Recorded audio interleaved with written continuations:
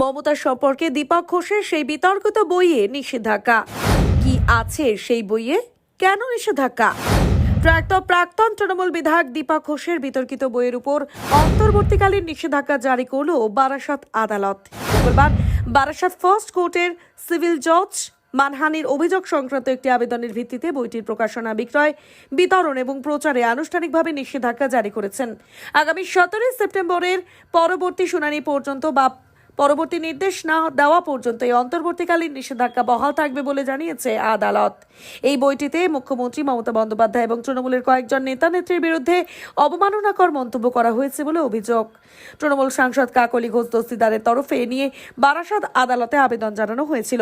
তারই প্রেক্ষিতে মঙ্গলবার নিষেধাজ্ঞার নির্দেশ দিয়েছেন বিচারক।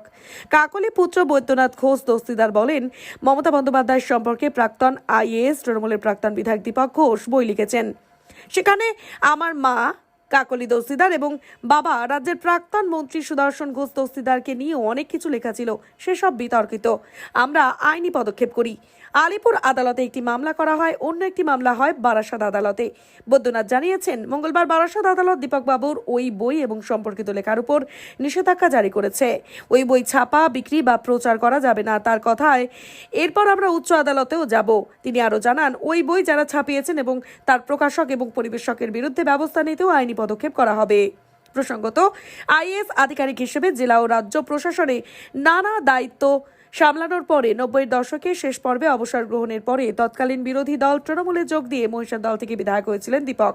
পরে যাদবপুর বিধানসভা কেন্দ্রে তৎকালীন মুখ্যমন্ত্রী বুদ্ধদেব ভট্টাচার্যের বিরুদ্ধে এবং মেদিনীপুর লোকসভা আসনে সিপিআইএমের প্রবোধ পণ্ডার বিরুদ্ধে লড়ে হেরে গিয়েছিলেন। কিন্তু এরপর দলের সঙ্গে দূরত্ব তৈরি হয় দীপকের।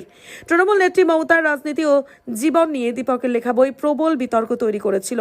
তৃণমূলের তরফে মুকুল রায় মানহানির মামলা করেছিলেন। আদালতে 12 বছর গড়িয়ে গেলেও সে মামলা নিষ্পত্তি হয়নি। দীপকের ওই বই থেকে উদ্ধৃত করে বিভিন্ন সময় মুখ্যমন্ত্রী মমতাকে আক্রমণ করেছেন বিরোধী দলগুলির বেশ কয়েকজন নেতা।